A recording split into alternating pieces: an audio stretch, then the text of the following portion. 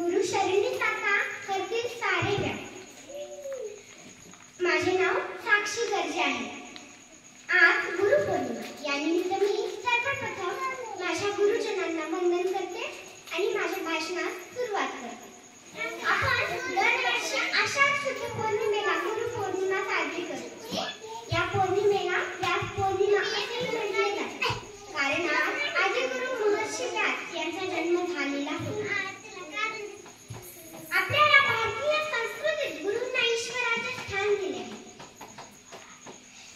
आई वडिलांनंतर आपले पहिले गुरु शिक्षक असतात. ते भावी पिढी घडवण्याचे कार्य करतात.